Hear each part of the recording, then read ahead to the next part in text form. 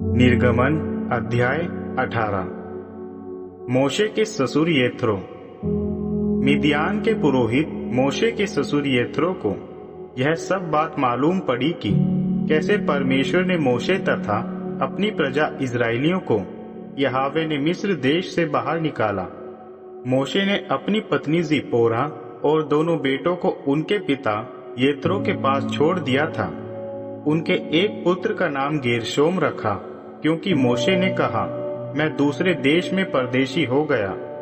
दूसरे पुत्र का नाम एलियाजर रखा, क्योंकि मोशे ने यह कहा था, मेरे पिता के परमेश्वर मेरे सहायक रहे हैं, जिन्होंने मुझे फरो की तलवार से बचाया है। इस निर्जन प्रदेश में जहाँ इस्राएलियों ने परमेश्वर के पर्वत पर तंबू डाला हुआ था, वहाँ मोशे के ससुर मोशे की पत्नी तथा दोनों पुत्रों को अपने साथ लेकर आया।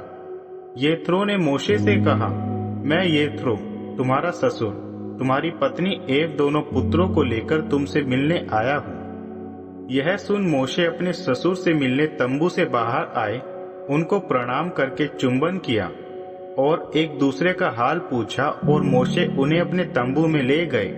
मोशे ने अपने ससुर को सब बातें बताई जो इस्राएलियों के लिए यहोवा ने फरो तथा मिस्रियों के साथ की थी।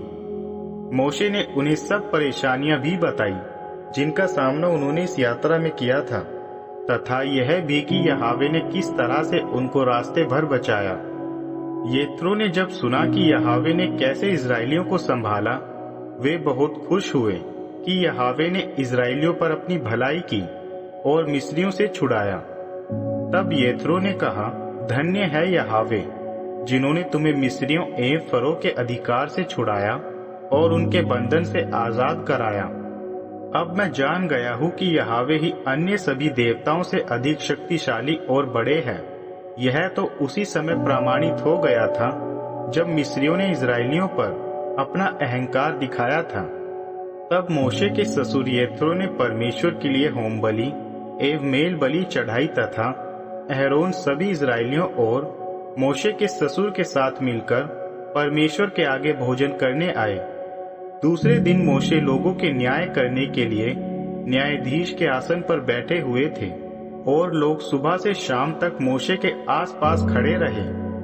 जब मोशे के ससुर ने मोशे को देखा तो उन्होंने मोशे से पूछा, तुम यह सब इस प्रकार क्यों कर रहे हो? जब ये सारे लोग सुबह से शाम तक तुम्हारे आसपास खड़े थे, तुम अकेले ही सब क्यों संभाल रहे हो? मोशे ने जवाब दिया, लोग मेरे पास आते हैं क्योंकि वे अपने लिए परमेश्वर की इच्छा जानना चाहते हैं। यदि किसी व्यक्ति की अपने पड़ोसी से कोई बहस होती है और वे मेरे पास आते हैं, तब मैं उस व्यक्ति तथा उसके पड़ोसी के विषय में फैसला करके उनको परमेश्वर के नियम तथा उनकी विधियां बता देता हूँ। मोशे के ससुर ने जवाब दिया, तुम्हारा काम सही नहीं है। तुम और ये लोग जो मेरे साथ हैं परेशान हो जाएंगे, क्योंकि यह काम बहुत बड़ा है और तुम अकेले यह सब नहीं कर पाओगे। इसलिए मेरी बात सुनो। मैं तुम्हें यह सलाह देना चाहता हूँ कि परमेश्वर तुम्हारे साथ रहे। तुम परमेश्वर के सम्मुख लोगों के प्रतिनिधि रहो और उनके विवाद परमेश्वर के सम्मुख लाओ। तुम उन्हें नियमों और व्यवस्था की बातें सिखाते जाओ और उन्हें किस तरह रहना है और उनकी आदतें कैसी हो यह सिखाओ, और कौन कौन से काम उन्हें करने हैं यह बताते जाओ। साथ ही तुम इन लोगों में से कुछ ऐसे लोगों को चुन लो जो सच्चाई से परमेश्वर के भय और श्रद्धा में जीने वाले हो तथा अन्याय के लाभ से नफरत करते हो। इस प्रकार के व्यक्तियों को अलग करके लोगों को झुंड में बांटकर जवाबदारी उनको दे दो, जो 1000-1000, 100-100, 50-50 तथा 10-10 लोगों का झुंड हो।